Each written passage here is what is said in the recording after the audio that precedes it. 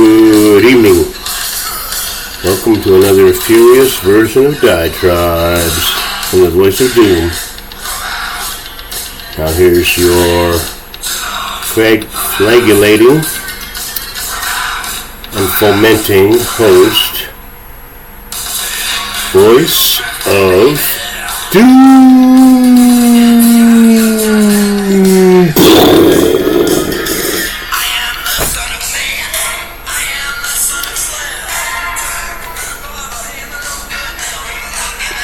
I'm gonna try to do a off the cuff diatribe. Real angry, not that angry, but looking at the news, I'm realizing what's happening. So it is 12:07 a.m. Pacific,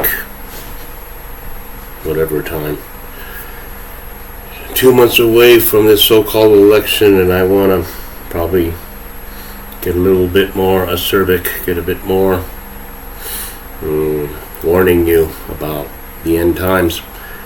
Now, just looking at the news, nothing's going on really. It's just the same old stuff, but I'm noticing stuff as I look across the globe and what people are reporting, that we're on the precipice of disaster and nobody really seems to care. And that's what's annoying, is that they report these things and nobody's going to do anything about it. We have a lot of people that aren't fit to run the government running for office, that have no business running for office. And people are going to vote for them, and they're going to be voted in because of these damn parties. I told you that before. As long as it has a D next to it, we'll vote for the guy. He's inarticulate, he's incoherent, he can't really run his own life, probably, and yet he wants to run everybody else's. So are they just going to keep getting these empty vessels elected into office just because they have a D next to their name? Is that what's going to happen? Because this November, maybe the goppers won't sweep things and it won't be a wipeout like they expect. And the reason is obvious. Everyone's gone insane. So you have a whole electorate of insane people. What do you expect? And I'm serious about that. And everybody knows I'm right. They don't want to look at it because they don't want to face the possibility that we could go backwards because the MAGAs, those MAGAs are going to put us backwards. No, we're going to go backwards because we're going to destroy ourselves. Now, it ties in with another thing I'm getting pissed off at, this crime thing. Because there's heinous crimes being committed every single day, every single hour of the day. Can't keep up with it. Heinous crimes being committed by people that were let out early or didn't serve any time at all for previous crimes. And we're in a little bit of a dilemma because there's a lot of crime in what used to be the United States of whatever it was. But it's not balanced right. There's too many people of one certain oppressed, marginalized segment of society that are committing most of the crimes, and if you start putting all these people and punishing them, then it looks bad. You need equity. That doesn't make any sense.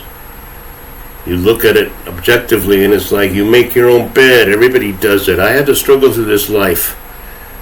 And I didn't shoot anybody and I didn't rob, well, no, I didn't rob anybody. I've done a few shady things, yes. But I didn't live a life of crime to try to get big. And I never did get big. So it didn't pay off, did it? But you can't have these criminals running around murdering people. Sooner or later, and I know that a more complacent population has never existed on the planet Earth through whatever epochs you want to talk about, going back millions of years maybe. No more complacent than these, what used to be Americans, because they just put up with it. The rich guys gave their money to this cause of being soft on crime. And we can't compete with that because we can't come up with the money to stop them. Now come on. I don't know how long we're going to put up with this, but that's all I hear is money, money, money. You got to contribute to this guy's campaign because he's behind and the D's have raked in billions from Soros. So how is he going to compete? You don't compete with money. You compete with your mouth and your ideas. Schicklgruber didn't have, well, he had money, but he didn't have a big blitzkrieg. He just went out and talked and people, followed him. It's not a matter of being followed anyway. It's a matter of leading. It's a matter of solving problems. You guys aren't doing it. This whole country ain't doing it. The Constitution ain't cutting it. The whole system ain't cutting it. And nobody's going to do a thing about it until it's all blown up. That's why I wanted to do this special diatribe on September the 8th. Because we got 60 days before the goppers get to the bottom of everything. Yeah, it's funny. But things are bad. And I don't know how long I can rant like this. I didn't really plan anything out, but I'm just really sick of the kind of like, yeah, we know things are bad. Everybody knows things are bad, but, life will go on. We'll get out of it. I don't think so. We can't get out of inflation ever. It's going to get worse and worse. The reason is because we made enemies of each other. And we relied on China to send us all of our goods. Kept prices down. You buy a bike for $75, a nice bike from China.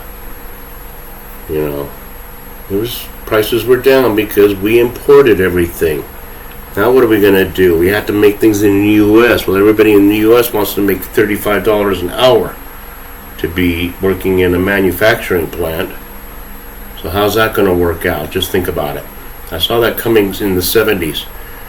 I could tell when people started striking because they were only making $25 an hour at Raytheon or at Northrop or wherever, I don't care where, some manufacturing place. They wanted $30 an hour plus a pension that would be paid in perpetuity, and dental and medical, the boomers raping the country dry. And I saw it coming in the 70s. I noticed it. Nobody else did, and I said, this ain't going to be good, because if you want more and more money for not doing that much work, then things are going to be expensive, and we're all going to suffer. But let's talk about the enemy. We always talk about our enemies. And who are they? Well, there's China, and there's the former Soviet Union. And either way, we can't fight them. Victor David Hansen talk about studying war. You can't really study it, the past, and try to use it as a context for the future when we can blow each other to smithereens many times over. So we've been shying away from all-out total war, but things are getting pretty heated, and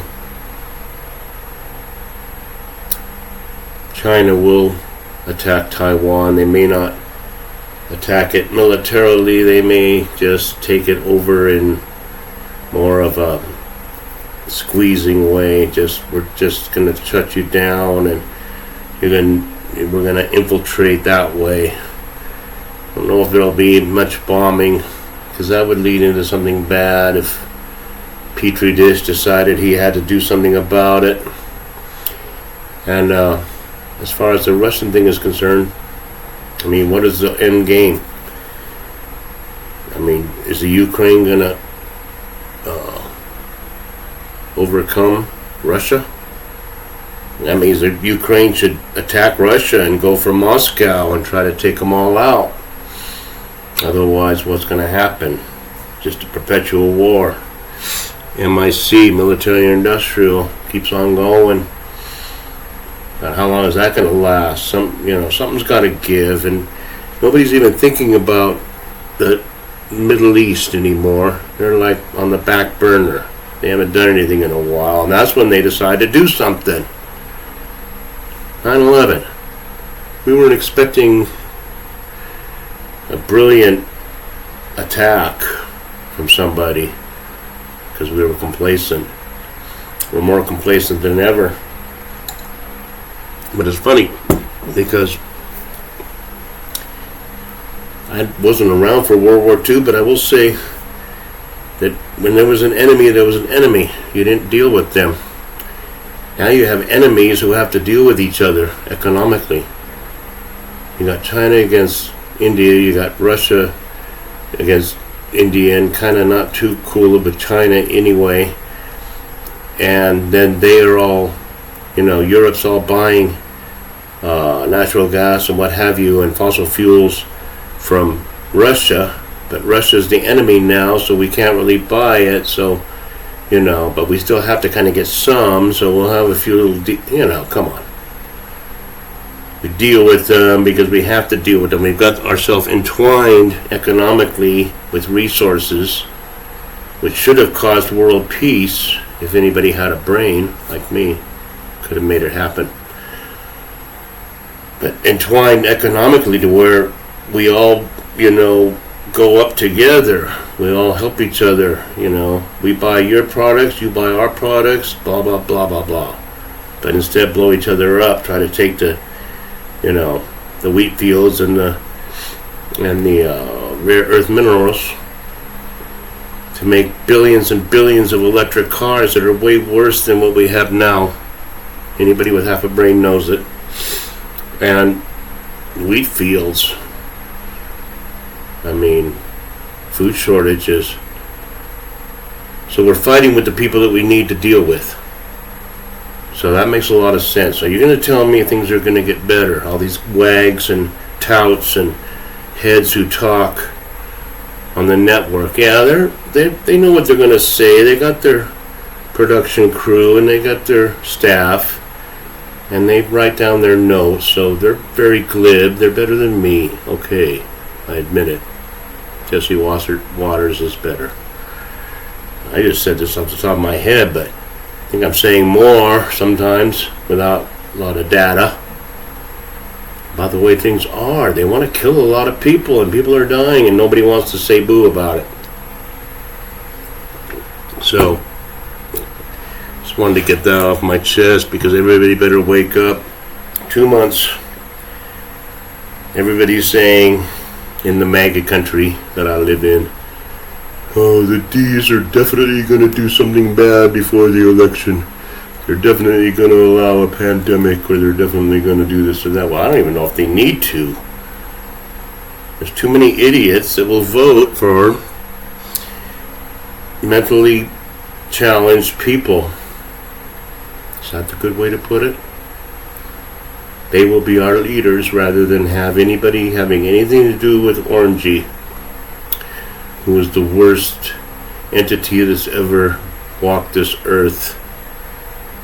So, I don't know how that's all going to pan out, but I'll be very interested. I'm looking really forward to voting. I'm going to get up early. And I'm not going to campaign for anybody because our candidates don't cut it anyway in my particular area. I'd like to see it go blue. I definitely will vote blue, red. I want to see Nevada go red because the blues had their chance and they haven't done well. But otherwise, this is the last time I'll vote, depending on the outcome. And depending on what the winners do in the end, the coppers actually get to the bottom of anything, then they'll expose the government as the fraud that it is. Because that's all they can do. You start peeling the onion away and suddenly you get to the core. Yeah, it's all been bad. So they got to play their cards really careful. or they may be hoisted on their own petard. So I didn't say anything, but I think it was a good one. I enjoyed ranting. I think I said a lot. So take it for what it's worth and enjoy the night. 2 months.